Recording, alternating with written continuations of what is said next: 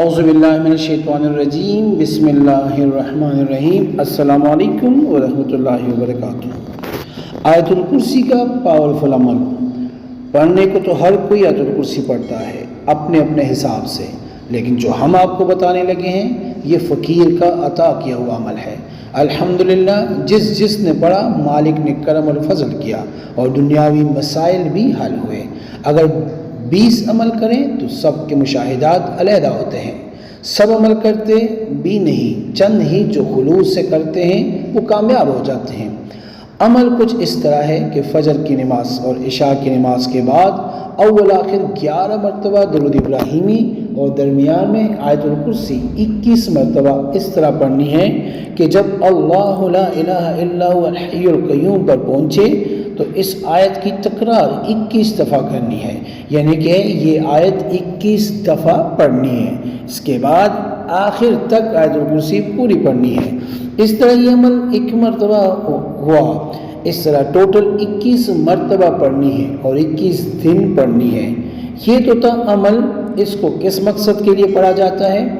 اس کو ہر قسم کے جادو جنات و آصف کا خاتمہ، عزت کی بحالی، دشمن پر فتح، رشتوں کی رکاوٹ کا خاتمہ، حصول مراد رزق میں ترقی کے لیے، ان میں سے آپ کے ساتھ کوئی بھی مسئلہ ہو تو خلوص نیت سے اس عمل کو کرے، مقصد ایک ہی ہو۔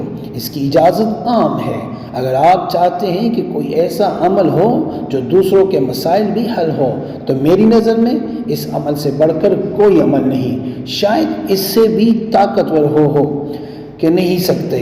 ہم تو وہی کہیں گے جو دیکھا ہے۔ ہم نے اس عمل سے لاکھوں کے بگڑتے کام دیکھے ہیں اور اس کے عامل سے بھی لوگوں کو شفا یاب ہوتے دیکھا ہے۔ ایک مشاہدہ کریں، آپ رزلٹ آپ کے سامنے آ جائے گا۔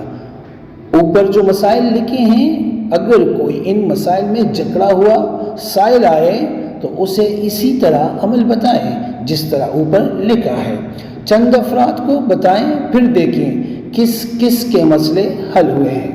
پہلے دیکھیں، پہلے مشاہدات کریں، پھر آپ کو یقین ہو جائے گا کہ یہ عمل کام کرتا ہے بھی یا نہیں۔ 11 دفعہ درود پاک پڑھ کر کمنٹ میں اللہ پاک لکھ دیں۔ مہربانی۔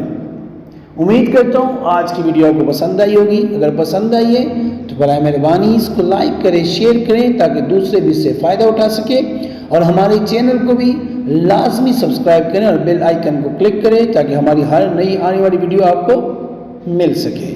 جزاک اللہ۔